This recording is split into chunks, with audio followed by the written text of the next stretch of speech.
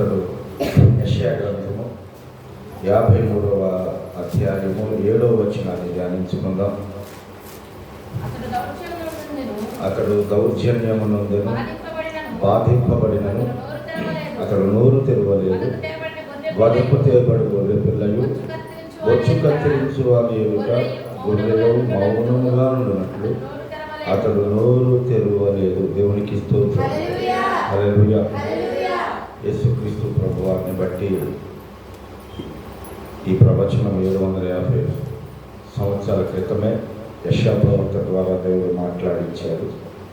అతడు దౌర్జన్యము నొందెను, బాధింపబడిన, అతడు నోరు తెరవలేదు.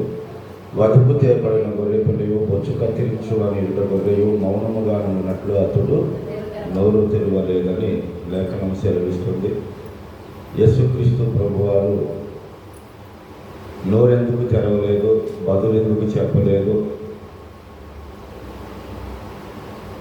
మనందరికీ తెలిసిన విషయమే. బైబిల్ గ్రంథంలో ఎన్నో సంవత్సరాల నుంచి మనం చదువుతూనే ఉన్నాం, వింటూనే ఉన్నాము. ఆయన నోరు తెరిచినా బదులు చెప్పినా యావత్ ప్రపంచంలో ఉన్న ఏ ఒక్క మానవునికి కూడా రక్షణ వచ్చేది కాదు. అందరూ చీకట్లోనే ఉండిపోయేవాళ్ళం. అందరూ రెండవ మరణానికే పాత్రలోమై ఉండేవాళ్ళం.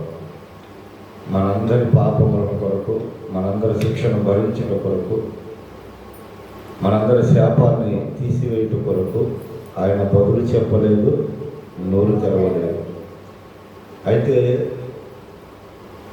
విశ్వాసులు నేర్చుకోవాల్సిన విషయాలను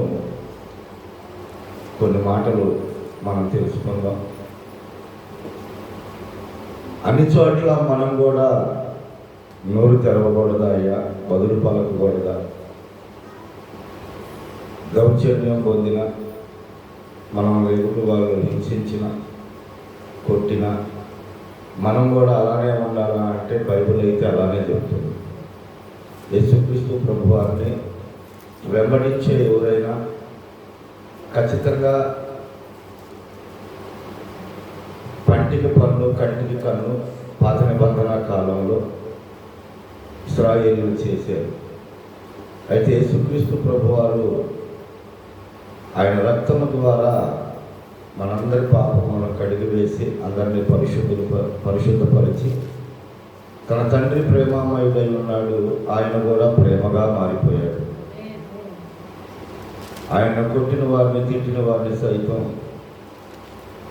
ఆయన చేసిన ప్రార్థన, తెరచిన నోరు ఏ మాట కొరకైతే తండ్రి వీరేమి చేయుచున్నారో మీరు ఎరుగురు కనుక వీరిని క్షమించయ్యా అని మాట్లాడాడు. అంటే ఆయన కూడా తండ్రి యొక్క ప్రేమను కలిగి ఉన్నాడు.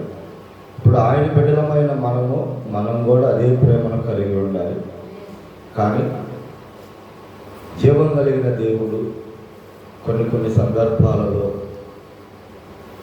మౌనంగా ఉండడం కూడా తప్పేనని చెప్తున్నాడు. ఏ విషయాల్లో మౌనంగా ఉండకూడదు, ఏ విషయాలలో మనం మాట్లాడాలో కొన్ని సందర్భాలు నేను మీకు తెలియపరుస్తాను. మనం ఎక్కడ నోరు తెరవాలి, ఎక్కడ మౌనంగా ఉండాలో ఈ రెండు విషయాలు గుర్తు చేసుకొని ముందుకెళ్దాం. చూడండి ఆ మాట. ఎస్తేరు గ్రంథం 4వ అధ్యాయము 14వ వచనాన్ని చదువుకుందాం. నీవు ఈ సమయమందు ఏమీ మాట్లాడక మౌనముగా నున్న ఎడల యూదులకు సహాయమును విడుదలయు మరి ఒక దిక్కు నుండి వచ్చును గాని నీవును నీ తండ్రి ఇంటి వారును నశించుదురు. నీవు ఈ సమయమును బట్టియే రాజ్యమునకు వచ్చితివేమో ఆలోచించుకొనమని చెప్పాడు. దేవునికి స్తోత్రం. హల్లెలూయా. జాగ్రత్తగా ఈ మాటలు మనం ఆలకిద్దాం, అలాగే ఆలోచిద్దాం. మర్దెకై అనేటువంటి యూదులు సైన్యములకు అధిపతి యెహోవాను గొప్ప దేవుని ఆరాధకుడు, గేటు మ్యాన్గా ఉద్యోగం చేస్తున్నాడు.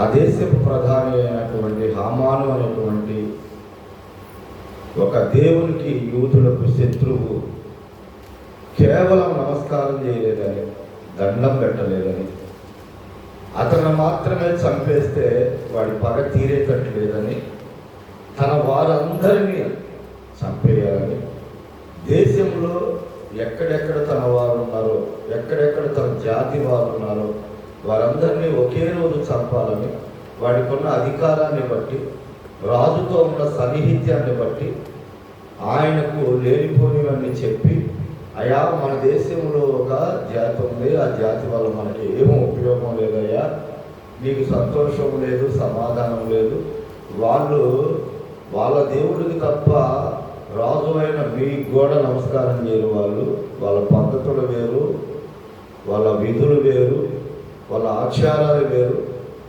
మనం ఏమి చెప్పినా ఏం చేసినా వాళ్ళు ప్రత్యేకంగా పూర్తిగా విరోధంగా ఉంటారయ్యా అనేది లేనిపోయినవి అని చెప్పి, ఆ దేశంలో ఉన్న అలాగే చదిరిపోయి ఉన్న ప్రపంచంలో ఎక్కడెక్కడో ఉన్న యూదులందరినీ ఒకే రోజు చంపేయడానికి రాజు ఆజ్ఞ పొందాడు. కొంత ధనాన్ని కొలిసి కూడా ఆ పనిని బట్టి రాజు ఇచ్చాడు. ఆ విషయాన్ని మర్దుకాయికి తెలియపరిచారు.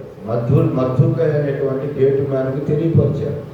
అప్పుడు ఆయన ఏం చేశాడంటే గోనిపట్ట కట్టుకొని వీధుల్లోకి వచ్చి ఎలుగెత్తి ఏడ్చాడంట. దేవునికి స్తోత్రం, హల్లెలూయా.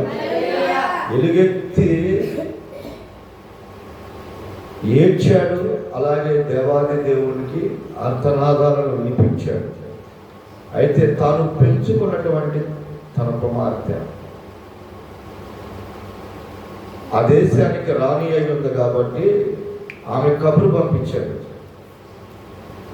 అమ్మా, ఇదిగో యూదులకు ఇలాంటి అపాయం వచ్చింది, ఇలాంటి కష్టకాలం వచ్చింది, మరి నువ్వు రాజుతో మాట్లాడుతావో ఏం చేస్తావో, ఈ యొక్క ఆజ్ఞ మారిపోవాలి, యూదులందరికీ రక్షణ రావాలి, ఎలాగోలాగా చెయ్యమ్మా అంటే ఆమె ఉన్న విషయాన్ని చెప్పింది.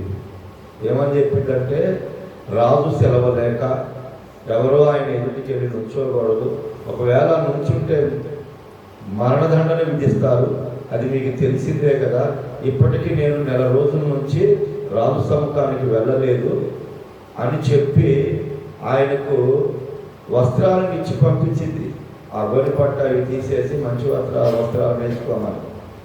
అప్పుడు తన కుమార్తెతో పెంచుకున్నటువంటి కుమార్తెతో మాట్లాడుతున్నటువంటి మాట ఏంటంటే, ఈ సమయమందు నువ్వు ఏమి మాట్లాడక మౌనముగానున్న ఎడల యూదులకు సహాయమును విడుదలయు మరి ఒక దిక్కు నుండి వచ్చును, కానీ నీవును నీ తండ్రి ఇంటి వారును నశించరు. నీవు ఈ సమయమును బట్టియే రాజ్యమునకు వచ్చితివేమో ఆలోచించుకోనమని చెప్పాడు. దేవునికి స్తోత్రం. ఒక రెండు విషయాలను మనం గమనించినట్లయితే, జీవం కలిగిన దేవుని బిడ్డలైన వారికి విడుదల కలుగు చేయటానికి, ఒక దారి సరళము చేయటానికి, వారి కష్టాల్లో, వారి శ్రమంలో, వారి ఇరుకుల్లో, వారి ఇబ్బందుల్లో దేవుడంట వాటి నుంచి తప్పించుకోవడానికి ఒక మార్గం కలుగు చేస్తాడంట. ఆ మార్గము కొంతమందికి కళ్ళకి కనిపించింది, కొంతమందికి కనిపించదు. ఈ మర్దుకాయికి ఎస్తేర్ అనేటువంటి ఒక మార్గం కనపడింది. ఆ మార్గంలో ఆయన కబురు పంపించాడు, జాగ్రత్త, ఈ సమయం అందు నువ్వు మౌనంగా ఉండొద్దు, ఈ సమయం వచ్చిందనే కావాలి, నేను దేవుడు ముందుగా అక్కడ ఏర్పాటు చేశాడు అని చెప్తున్నాడు. ఇప్పుడు మన కష్టాల్లో కూడా, మన శ్రమల్లో కూడా, మన అవమానాల్లో కూడా దేవుడు ఏదో ఒక దిక్కు నుంచి ఎక్కడో ఒక చోట ఒక వ్యక్తిలో ఒక పరిస్థితిని మనకి అక్కడ పెడతాడు. ఎందుకంటే నీకు వచ్చే కష్టం దేవునికి ముందే తెలుసు, నీకు వచ్చే శ్రమ దేవునికి ముందే తెలుసు, నీకు వచ్చే అవమానం దేవునికి ముందే తెలుసు, నీకు వచ్చే పేదరికం దేవునికి ముందే తెలుసు, నీకు వచ్చేటువంటి వ్యాధి దేవునికి ముందే తెలుసు. ఆయనకి తెలియకోకుండా ఏమీ లేదు. అయితే వాటన్నిటి నుంచి తప్పించుకోవడానికి దేవుడు నీకు ఒక మార్గం పెడతాడు. ఆ మార్గాన్ని మనం కనుగొనాలి, ఆ మార్గాన్ని మనం దేవుని అడుకోవాలి. హాగరు తన కుమారుడు చనిపోతాడని దూరంగా పడేసి ఎలుగెత్తి ఏడుస్తుంది. దాహం నీరు కనపడతల్లా దాహం అయిపోతుంది. అప్పుడు దేవుడు ఏం చేశాడు? ఆమె కన్నులు తెరవగానే నీటి ఓట అక్కడ కనపడింది. అప్పుడు దాకా ఆమెకు నీటి ఓట కనపడదు. అలాగే ఒకానొక సమయంలో ఎలీషా గారిని తీసుకువెళ్ళడానికి సైన్యం వచ్చినప్పుడు, శిష్యుడు పెద్దల కాడి లేచి వచ్చి చూసినప్పుడు, ఆ కొండ మీద ఉన్నటువంటి ఆ సైన్యాన్ని చూసి పెద్ద పెద్దగా కేకలేసుకుంటూ, దైవజనుడా దైవజనుడా ఇంకేముందో మన పని అయిపోయింది, ఇదిగో వచ్చేసారు రాజు యొక్క సైనికులు, మనం లాక్కెళ్ళిపోతారు, మనం చంపేస్తారయ్యా అని కంగారు పడి భయపడి మాట్లాడుతున్నప్పుడు ఎలీషా అప్పుడు ఒక చిన్న ప్రార్థన చేస్తాడు. ఏమనంటే, ప్రభువా వీడి కన్నులు తెరువయ్యా అని చెప్పేసి మాట్లాడతాడు. అప్పటికి చెప్తాడు, అరే చూడా, వారి పక్షమున ఉన్న వారి కంటే మన పక్షమున ఉన్న వారు అధికులు అని చెప్తాడు. దేవునికి స్తోత్రం, హల్లెలూయా. ఎవరి పక్షమున? శత్రువుల పక్షమున ఉన్నవారి కంటే వాడు రాజమని, వాడు సైన్యములో యుద్ధాయుధాలు ఉన్నది, వాడికి గుర్రాలు ఉన్నాయి, రథాలు ఉన్నాయి, యుద్ధ వీరులు ఉన్నాయి. వారి పక్షమున ఉన్నవారి కంటే మన పక్షమున ఉన్నవారు అధికులు. దేవునికి స్తోత్రం, హల్లెలూయా. అప్పుడు ఆడు కన్నులు తెరవబడగానే ఆ సైన్యము చుట్టే కాదు, అసలు అక్కడ ఉన్న కొండ చుట్టూ అగ్ని రథాలతో సైన్యము నిలబడి ఉన్నదంట. దేవునికి స్తోత్రం, హల్లెలూయా, హల్లెలూయా.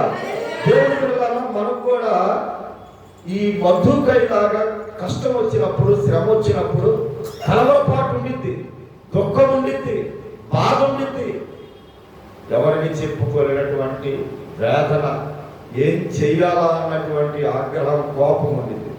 కానీ నీ కోపము, నీ ఆగ్రహము అవేమీ కూడా లేకుండానే నీ దేవుడు నీ పక్షాన నీకు తోడై ఉంటాడు, నాకు తోడై ఉంటాడు.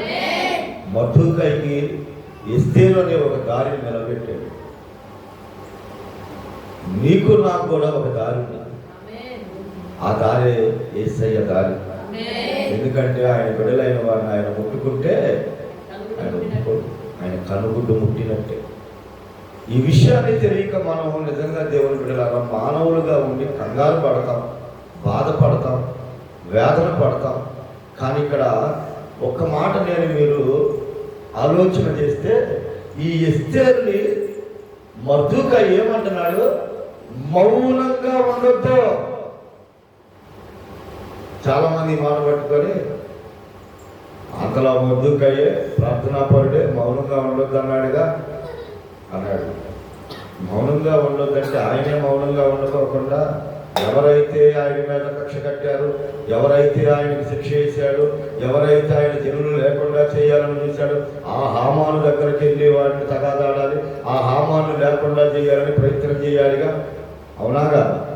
కానీ అక్కడ అరిశాడా? అక్కడ నోరు తెరిచాడా? లేదు. దేవుని బిడ్డలారా, మనకులాగా మధుకయ్యి మన శత్రువులు ఎవరో, మన కష్టం ఎక్కడో అక్కడ వెళ్ళి పోట్లాడాల. ఆయన పోట్లాడింది ఎక్కడంటే దేవుడు ఏర్పాటు చేసినటువంటి స్థలం ఉందే, మార్గం ఉందే, ఎస్తేరు అనే మార్గం, ఆ మార్గంతో మాట్లాడాడు. ఆ మార్గం మౌనంగా ఉంటే జాగ్రత్త, మాకు ఏదో ఒక దిక్కు నుంచి సహాయము చేయగలిగిన సమర్థుడు మా దేవుడు. దేవునికి స్తోత్రం. దేవుని బిడ్డలారా, మీరు అనుకున్న దారిలో పని కాలేదా? దేవునికి స్తోత్రం. ఒక దారి కాదు, 100 దారులు నీకున్నాయి. ఏదో ఒక దిక్కు నుంచి మనకి సహాయం చేస్తాడని.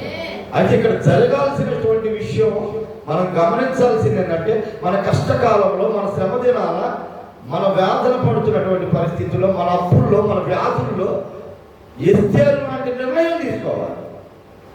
ఏంటి ఎస్తేరు గారి నిర్ణయం? అయ్యా, రాజు దగ్గరికి పిలవంది ఎవరైనా వెళ్ళడానికి లేదయ్యా, ఒకవేళ అలా వెళ్తే చచ్చిపోతామయ్యా. సరే, నా ప్రజల కొరకు, నీ మాట కొరకు నేను వెళ్తా. అయితే నీ దగ్గర ఎంతమంది ఉన్నారో వాళ్ళందరినీ ఉపవాసం ఉండమనండి. నేను నా చెలికత్తులు కూడా ఉపవాసం ఉంటాం. 3 రోజులు అన్నపానాలు తీసుకోకుండా ఉండండి. మన దేవుడు మన యందు జాలి పడతాడు, కనికర పడతాడు, మన పక్షాన నిలబడతాడు. అప్పుడు రాజు మనసు సైతము మారిపోతుంది అని ఆమె కబురు పంపి ఉపవాస దినాలను ప్రకటించుకున్న దేవుని పిల్లలారా, దేవునికి స్తోత్రం. ఈరోజు మనందరం నేర్చుకోవాల్సిన పాఠం ఏంటో తెలుసా? మనమే కాదు కష్టపడబోతుంది, మన కుటుంబం, మన బిడ్డలు నష్టపోతున్నారు, కష్టపడుతున్నారు అన్న సమయం, ఆ పరిస్థితిని కళ్ళ ముందుకు వచ్చినప్పుడు నువ్వు తగాదాడాల్సిన పని లేదు, నువ్వు పోరాడాల్సిన పని లేదు. దేవుని పిల్లలారా, చాలా సింపుల్. దేవుడు మనకు ఒక మార్గాన్ని ఏర్పరచాడు. ఏంటో తెలుసా? మార్గం ఉపవాసం. ఈ ఉపవాస దినాన ఆమె ప్రభువుతో మాట్లాడి ఆమె ఎక్కడికి వెళ్ళింది అంటే రాజు సమక్షానికి వెళ్ళింది. ఉపవాస ప్రార్థన వలన దేవుడు ఆమె పక్షాన నిలబడడం వల్ల, దేవుడు ఆమెలో ఉండడం వల్ల ఆమెను చూడగా రాజు కట్ట ఇష్టం పుట్టిందంట, దయ పుట్టిందంట. దేవునికి స్తోత్రం, దేవునికి స్తోత్రం. అర్థం చేసుకోండి ఈరోజు దేవుని వాక్యాన్ని, దేవుని పిల్లలారా. ఆమె ఉపవాసము రాజు మనస్సును మార్చింది. ఆమె ఉపవాసము ప్రారంభములోనే విజయాన్ని తీసుకొచ్చింది. రాజు పిలుపులిందే వెళ్ళకూడని స్థలానికి వెళ్ళింది. రాజు ఎవరు నిలబడితే చనిపోవాల్సిన ఆమె బ్రతికింది. బ్రతకడం కాదు, ఆమె మాట వినడానికి దేవుడు రాజుకు మనసు కలిగించాడు. అక్కడ కొన్ని పరిస్థితులను తారుమారు చేసేసాడు దేవుడు. ఎస్తేరు కూడా తెలియనటువంటి పరిస్థితి అది. రాజుగారితో మనవ చేసింది, ఏంటమ్మా, ఏం కావాలి, ఏంటి నీ పరిస్థితి, నీ ముఖం ఎందుకు అలా ఉంది, నీకేం కష్టం వచ్చింది, కబురు లేకోకుండా ఒక మాట లేకుండా ఇలా వచ్చేవేంటి అని అడిగినప్పుడు, అయ్యా నా ప్రజలకు, చూడండి 3వ వచనం చూడండి,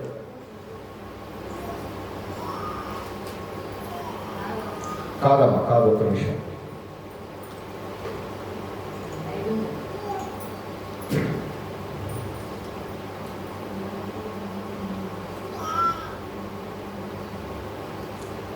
ఏడవ అధ్యాయం 4వ వచనం. ఎస్తేరు గ్రంథం 7వ అధ్యాయం 4వ వచనం.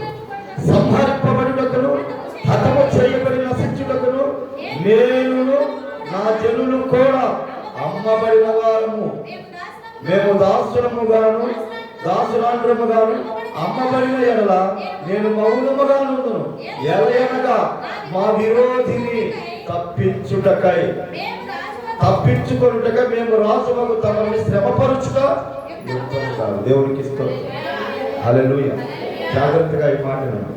ఇందాకేమో మధుక ఈ సమయంలో నువ్వు మౌనంగా ఉంటే జాగ్రత్త అన్నాడు. ఇక్కడేమో మేము సంహరింపబడుటకును హతము చేయబడి నశించుటకును నేను నా జనులను కూడా అమ్మబడిన వారము, మేము దాసులముగాను దాసురాండ్రముగాను అమ్మబడిన ఎడల నేను మౌనముగాను ఎలయనగా మా విరోధిని తప్పించుకున్నటకై మేము రాజులకు తమని శ్రమపరుచుట యుక్తము కాదు. దేవునికి స్తోత్రం. అయ్యా, మేము కానీ మా జనులు కానీ బానిసలుగా మేము అమ్మబడితే ఖచ్చితంగా బానిసత్వం చేస్తామయ్యా, ఖచ్చితంగా ఎంత కష్టాన్నైనా అనుభవిస్తామయ్యా. కానీ మేము అమ్మబడింది దేవునికో తెలుసా, మీరు ధనాన్ని ఇచ్చింది దేవునికో తెలుసా, మేము మా జనులు చచ్చిపోవడానికి ఇచ్చావయ్యా అని మాట్లాడినప్పుడు, అలాంటి సమయంలో నేను మౌనంగా ఎలా ఉండగలుగుతానయ్యా అని మాట్లాడినప్పుడు, ఎవరు ఈ పనికి కారణము, ఎంతటి ఘోరం, ఎంతటి మహాపాతకం, ఎంతటి కుట్ర చేసిన వాడు ఎవడంటే అప్పుడు చెప్పింది, ఫలానా ప్రధానమంత్రి, ఫలానా హామాన్ అనే వ్యక్తి, వాడు అంత నమ్మకంగా అంత పెద్ద హోదాలో ఉండి అంత నమ్మక ద్రోహం చేశాడని ఆయన కాస్త బయటికి వెళ్ళాడమ్మ ఆలోచిస్తూ ఏం చేయాలని. ఈ హామాన్ అనేవాడికి అర్థమైపోయింది, ఆయమా నా గురించి చెప్పడానికి వచ్చింది, అయిపోయింది ఇక నా పనిని, రాణిని బ్రతిమలాడదామని ఆమె కూర్చున్నటువంటి పడక దగ్గరికి వెళ్ళి కాళ్ళు పట్టుకోకపోతున్నాడు, పడి సాష్టాంగ నమస్కారం చేసి బ్రతిమలాడుదాము అనుకుంటున్నాడు అంతే. వాడు అట్లా ఉండగానే రాజు వచ్చాడు. నా కళ్ళ ముందే నా భార్యను రాణిని నువ్వు పాడు చేయడానికి చూసేవాడిని. వాడేం చేశాడంటే, ఆ రాజు వాడిని శిక్షించదలిచినప్పుడు శంకులలో ఒకడు వచ్చాడు. వాడొచ్చి, అయ్యా ఇదిగో వీడు మర్దుకాయని చంపడానికి 50 మూరల ఉరికొయ్య తయారు చేయించాడయ్యా అంటే, ఆ ఉరికొయ్య మీదే వీడిని ఊరి తీయమన్నాడు. దేవునికి స్తోత్రం. హల్లెలూయా, హల్లెలూయా. ఈరోజు దేవుని బిడ్డలారా మీరు గమనించండి, నిజంగా హృదయపూర్వకంగా జీవం కలిగిన దేవుని మాట ప్రకారంగా మనం వెళ్ళగలిగితే, మన కోసం ఎవరైతే గొయ్య తీశారో ఆ గొయ్యలో వాళ్ళే పడతారు. ఇది నిజం. నువ్వు మౌనంగా ఉండాల్సిన అవసరం లేదు. అలా అని నేను తగాదాడం వల్ల, అలా అని మనం మన బాధ్యతల కోసం మనుషులతో వ్యతిరేకించి తిరగబడడం వల్ల మౌనంగా ఉండద్దు. ఎస్తేరు రాజుతో మనవి చేసుకున్నట్లుగా నువ్వు నీ రాజుతో మనవి చేయి.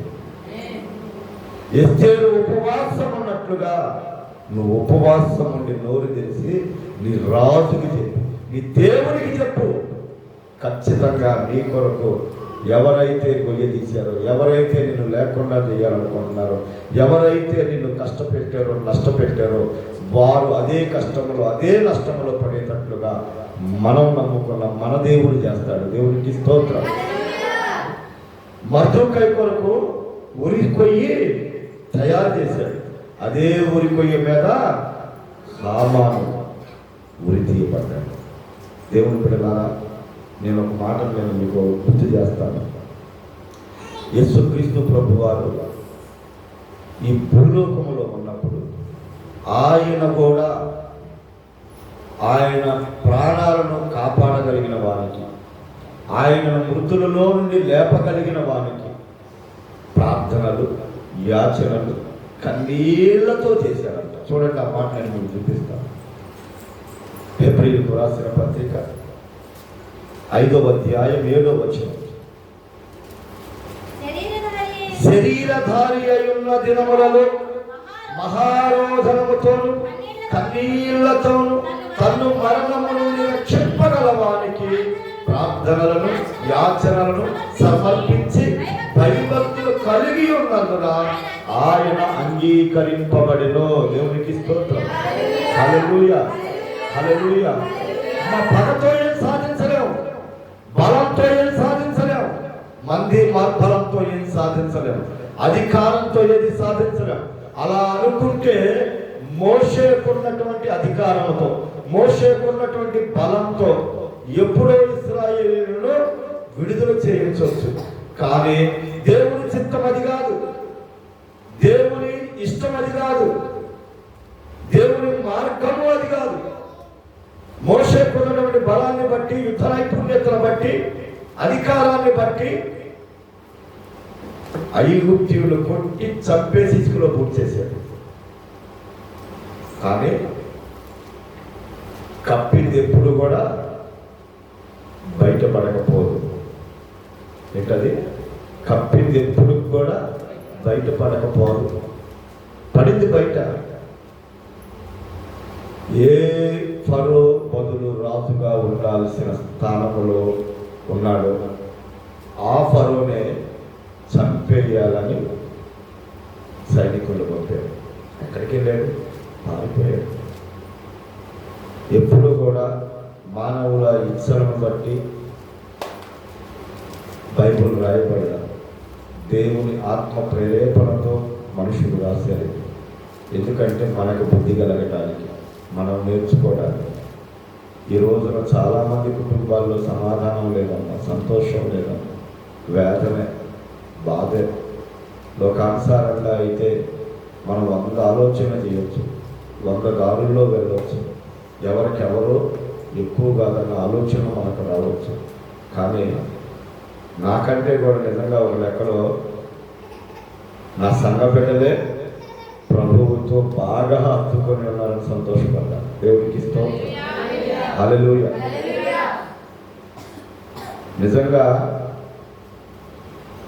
మన గొంతు బయట వినపడకూడదు. మన గొంతు వినపడాల్సింది రహస్యమందు చూచు తండ్రి దగ్గర, నీ గదిలో.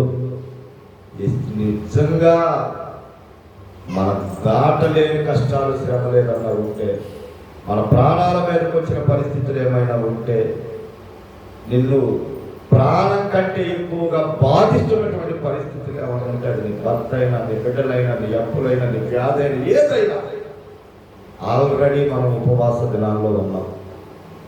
ఆల్రెడీ మనం రాజుకు మొరపెడుతున్నాం.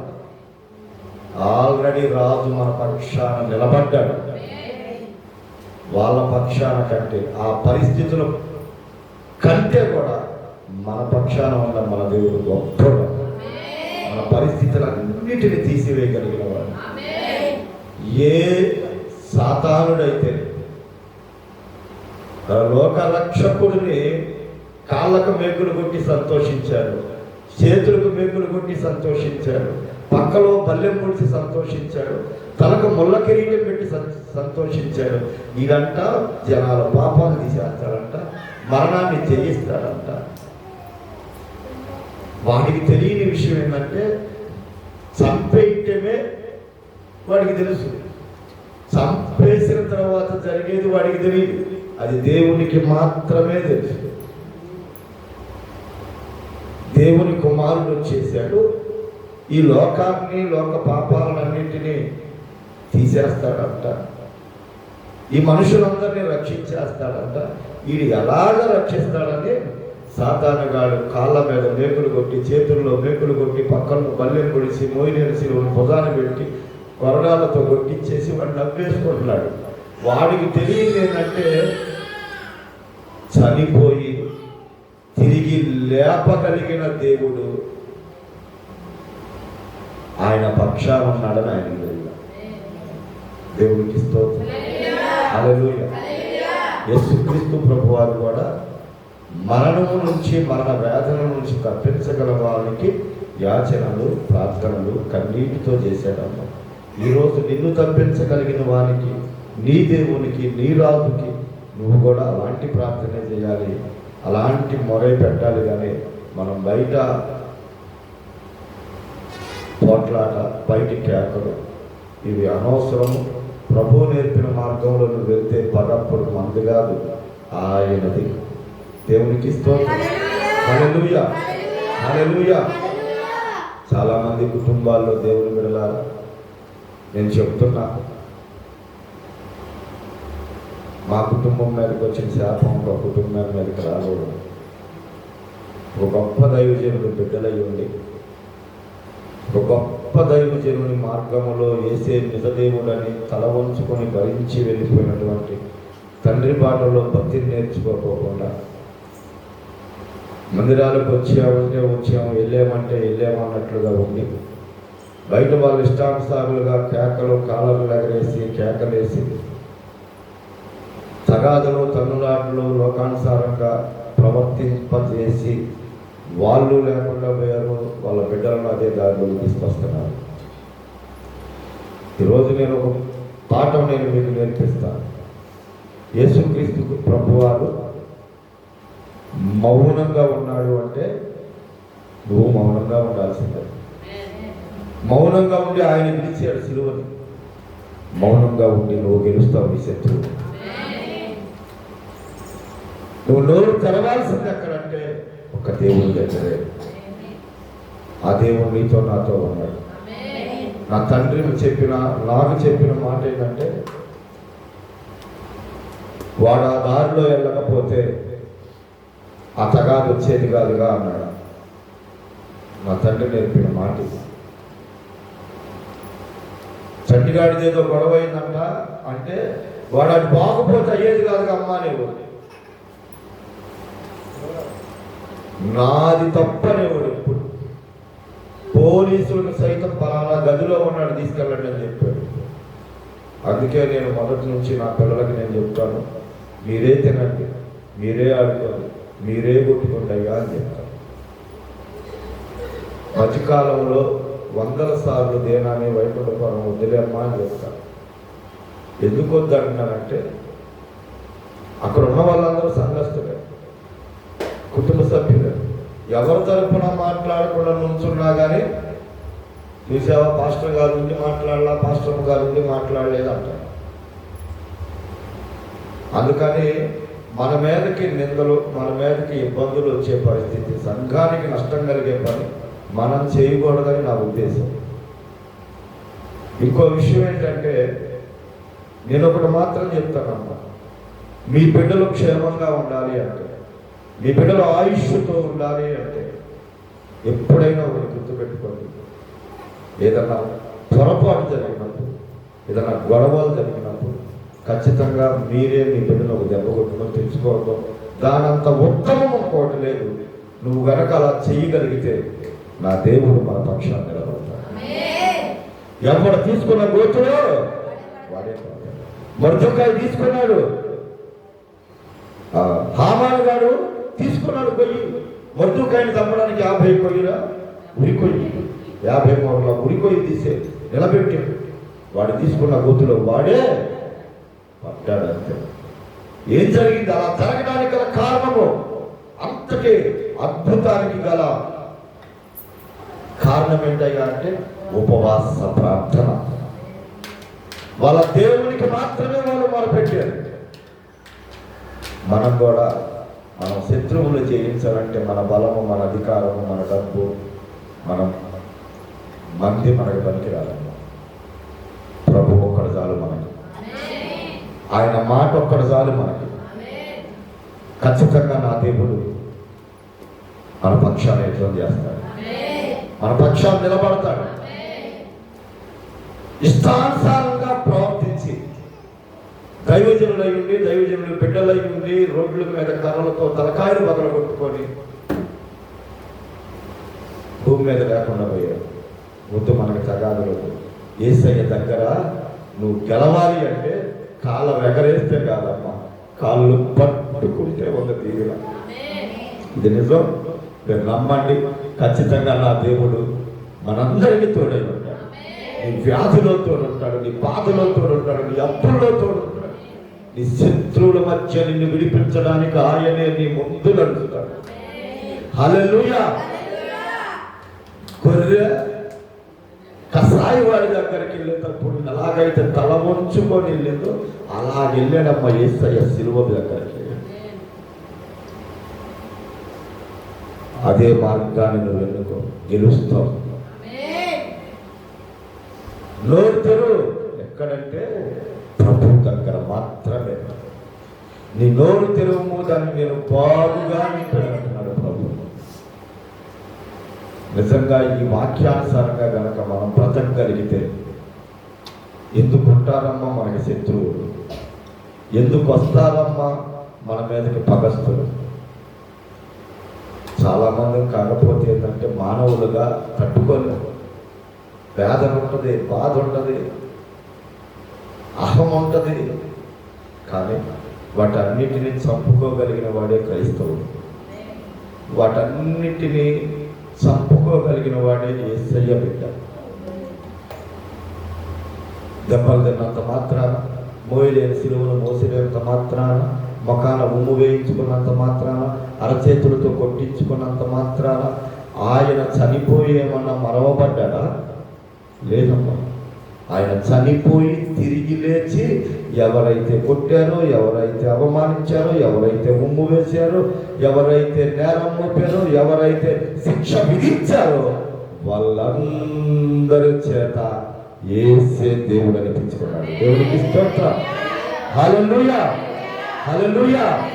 ఒక్క మాట మాత్రం చెప్పగలుగుతా, యేసుక్రీస్తు ప్రార్థనా గోపురం అనే ఈ మందిరం దేవుని పిలుపు చేత, గొప్ప దైవజనుడు కన్నీటి చేత వేయబడిన పునాది. ఈ పునాదిలో నిలబడినటువంటి ప్రతి బిడ్డ ఒక పునాదిగా మారాలి. ప్రతి ఒక్క బిడ్డ దేవుని రాజ్యానికి చేరాలి. ప్రతి ఒక్కళ్ళ పేరు ఆయన జీవగ్రంథములో రాయబడాలి. నేను చెప్తున్నా, ఈ సంఘములో ఉన్న ప్రతి ఒక్క బిడ్డ కుటుంబాన్ని నా దేవుడు ఒక బలమైన జనంగా మార్చబోతున్నాం. బహు ఆశీర్వాదాలను మన కొరకు దేవుడు ఇచ్చాడు. ఆ ఆశీర్వాదాల ముందు వైపు వెళ్దాం. దేవుని కదా శాపమొద్దు, కక్షలొద్దు, పగలొద్దు, ప్రతీకారాలొద్దు. రాత్రి అంతా ఆలోచన చేశారు.